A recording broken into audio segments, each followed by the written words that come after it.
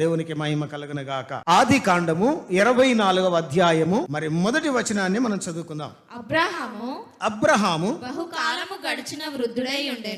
బహుకాలము గడిచిన వృద్ధుడై ఉండెను.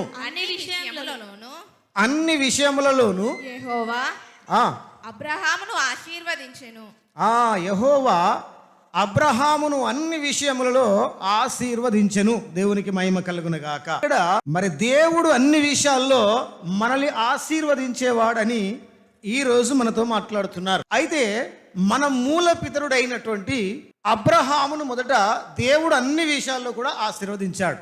హల్లెలూయా. దేవుడు అబ్రహామును అన్ని విషయాల్లో ఆశీర్వదించినటువంటి దేవుడు ఆ అబ్రహాము పిల్లలమైనటువంటి మనల్ని కూడా అన్ని విషయాల్లో కూడా ఆశీర్వదిస్తాడు.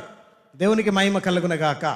మరి దేవుడు మనల్ని అన్ని విషయాల్లో ఆశీర్వదించాలంటే మరి అబ్రహామును ఏ రీతిగా మరి పరిశోధన చేసి దీవించాడో మన జీవితాన్ని కూడా ఆ రీతిగానే పరిశోధన చేసి ఆశీర్వదిస్తాడు.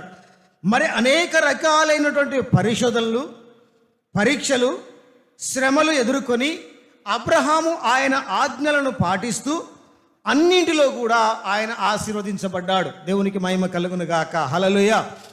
అలాగే మన జీవితంలో కూడా మరి దేవుడు అనేక రకాలైనటువంటి పరిశోధనలు, పరీక్షలు, శ్రమలు మరి మనకు అనుమతించినప్పుడు వాటిని ఎదుర్కొంటూ ఆ శ్రమల్లోనూ ఆ పరిశోధనలోనూ ఆ పరీక్షల్లో కూడా మరి దేవుని యొక్క ఆజ్ఞలను పాటిస్తూ మనం అన్ని విషయాల్లో ఆశీర్వదించబడడానికి ఆయనకు మన విధేయులమై ఉండాలి. దేవునికి మహిమ కలుగును గాక. హల్లెలూయా.